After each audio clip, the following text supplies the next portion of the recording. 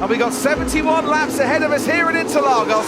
It's lights out and away we go. They weren't held very long at the start. Russell gets away very cleanly though, and he's already got Lewis Hamilton behind him.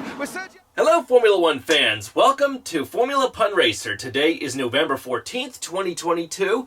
I'm here today to give you my review on the Brazilian Grand Prix, which occurred the day before, and I tell you, it was quite the samba of a race, and one that will be remembered for many different reasons. For starters, in qualifying, surprisingly, who got pole position? It was in fact Kevin Magnussen of Denmark in his Haas Ferrari. Who would have thought? Well, technically, Kevin Magnussen did get on pole position for the race, but the day after qualifying was a sprint, and, well, it started with Magnussen on pole, but he got shuffled back to 7th, and George Russell of Mercedes took the victory, and with Lewis Hamilton right behind. So it was a 1-2 Mercedes finish in this sprint, which was the day before the proper race. So now George Russell inherited the pole. So tough luck for Kevin, okay?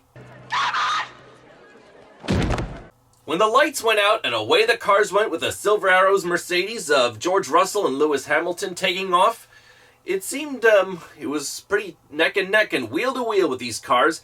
But halfway in that first lap, trouble would unfortunately hit Kevin Magnussen some more, as Daniel Ricciardo of Australia and his McLaren pitted Kevin Magnussen around, but karma came back to bite the Aussie in the ass, as Kevin Magnussen's car ended up pitting Ricciardo, spinning him out. Game over for both of them, but I'm sure who was more distraught? I would say the Danish butter cookie.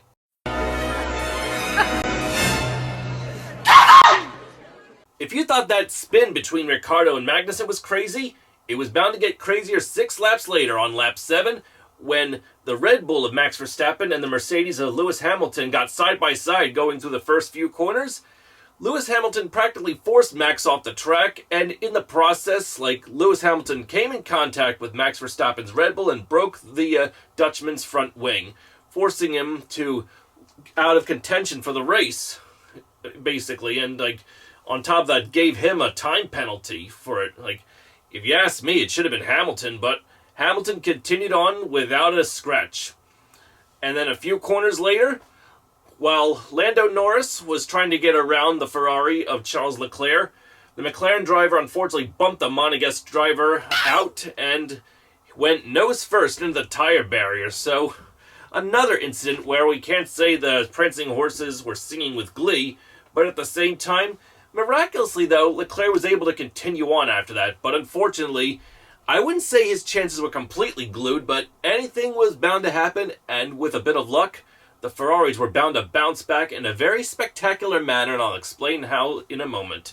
But man, who would have thought that Max's race was destroyed by a broken front wing, and on top of that, having a 5-second penalty? What a bunch of Red Bull. This joke was too dirty to include. For the majority of the race, there was a lot of jostling for position between the 2 Mercedes of George Russell and Lewis Hamilton, the Red Bull of Checo, and even the McLaren of Lando Norris, and the 2 Ferraris of Charles Leclerc and Carlos Sainz Jr. And it was all a matter of strategy and which tire would suit each driver best, and even at one point Sebastian Vettel in his Aston Martin was up there in the top 6. But when all was said and done, for all the pit cycling, it was just a matter of time before the Silver Arrows of George Russell and Lewis Hamilton would be secured in the top 2 near the final stages of the race. Unfortunately for Lando Norris, with 19 laps to go, it would all be over for the McLaren driver when his Mercedes engine gave out on him. Game over for the poor Englishman. Game over, yeah!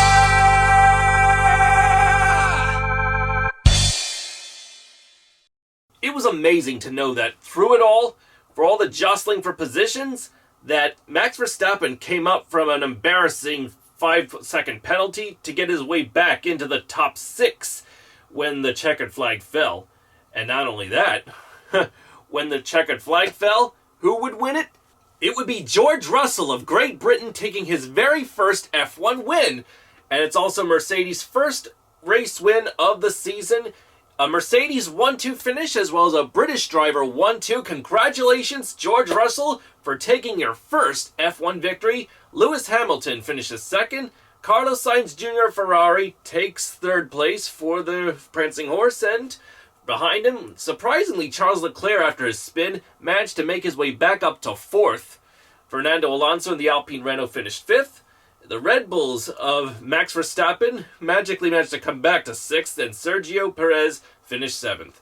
It is unfortunate for us Aston Martin fans that while Sebastian Vettel finished outside the top 10, we could say, in the spirit of Zoidberg from Futurama, well, at least the Canadian Lance Stroll got in the top 10 and got 1 point for Aston Martin, finishing well ahead of Sebastian Vettel. Hooray! People are paying attention to me. Yeah, I'd say so, Zoidberg. I'm just sorry that the results are probably making Lawrence Stroll feel a bit crabby. Despite Mercedes' 1-2 finish, Ferrari's 3-4 finish has kept them safe and secure ahead of Mercedes in the constructors' points. And thanks to Charles Leclerc finishing fourth ahead of Checo, who was finished seventh, they are now tied for second place in the Drivers' Championship. So that's amazing. Well, with this being a British driver 1-2 finish, I hope this would be a great birthday present, as today is King Charles III's birthday. So, Your Majesty, from the United States of America, I wish you a very happy birthday. And once again, I'm truly terribly sorry for the loss of your mom and dad, and I know the feeling, and it's unfortunate that it's hurt us all in many different ways. In any case, I hope you have a great birthday today, Your Majesty, and I hope that, along with the rest of you, you will tune in to the F1 season finale, which is, this time, November 20th, the Abu Dhabi Grand Prix at the Yas Marina circuit is the season finale. And how about that? Because not only today is King Charles III's birthday today, but the Crown Prince of Dubai, Sheikh Hamdan bin Mohammed bin Rashid Al Maktoum's birthday is today as well. He's popularly known as Fazza. And I gotta say, if you think that he is popular with the amount of money he owns, I'd say I'm more envious of the talents, the endless list of talents he has, like scuba diving, skydiving, and I heard his family's down to earth, but I'm glad to see he takes that literally. For those who don't know, Fazza and his family, the Al Maktoum family, are not only the rulers of Dubai, but probably the richest family in the world as far as I can tell. So, just like King Charles III, I like to say, happy birthday, Fazza, for hitting the big 4-0. May Allah bless this day, and I hope you get everything you want. And I wonder, will you be attending the Abu Dhabi Grand Prix this Sunday to watch some exciting racing? I know I'll be tuning in to watch it, and here's hoping that it's a race full of excitement. And once again, to His Majesty King Charles III and Fazza of Abu Dhabi, happy birthday, you two.